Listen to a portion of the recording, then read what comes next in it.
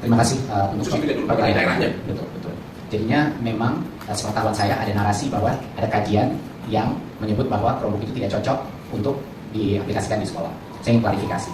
Memang ada uji coba Chromebook yang terjadi sebelum masa kementerian saya. Sebelum, jangan lupa ya, sebelum. Dan uji coba tersebut itu dilakukan di daerah 3T. Saya ingin mengklarifikasi bahwa proses pengadaan laptop yang terjadi di masa jabatan saya tidak ditargetkan untuk daerah 3T. Yang boleh menerima laptop dari pengadaan ini hanya sekolah-sekolah yang punya akses internet.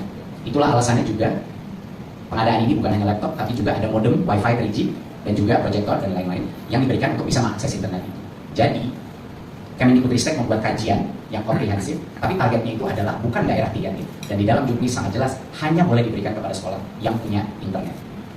Nah, untuk menjawab mengenai kenapa Chromebook, ya, ini menurut saya sangat penting bahwa dalam pengadaan sebesar ini, kita harus selalu berhati-hati dan melakukan kajian dengan detail. Tim di Kemendikbudristek melakukan kajian mengenai perbandingan antara Chromebook dan operating system lainnya.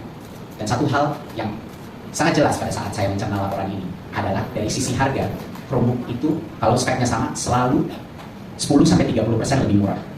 Dan bukan hanya itu saja, operating systemnya Chrome OS itu gratis, sedangkan operating system lainnya itu berbayar dan bisa berbayar sampai 1,5-2,5 juta tambahan. Di luar itu ada berbagai macam fungsi. Mohon rekan media mengingat bahwa ini adalah untuk fungsi pendidikan, di mana keamanan murid-murid dan guru-guru kita menjadi prioritas di Kemendikbudristek.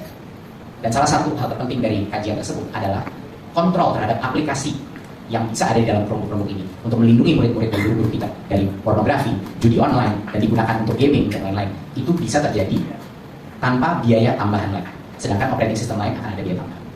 Jadi berbagai macam alasan di dalam kajian ini benar-benar menunjukkan kenapa ada keunggulan dari aspek Chromebook. Dan satu klarifikasi lagi bahwa Chromebook itu bisa digunakan secara offline walaupun fiturnya lumayan terbatas. Terima kasih.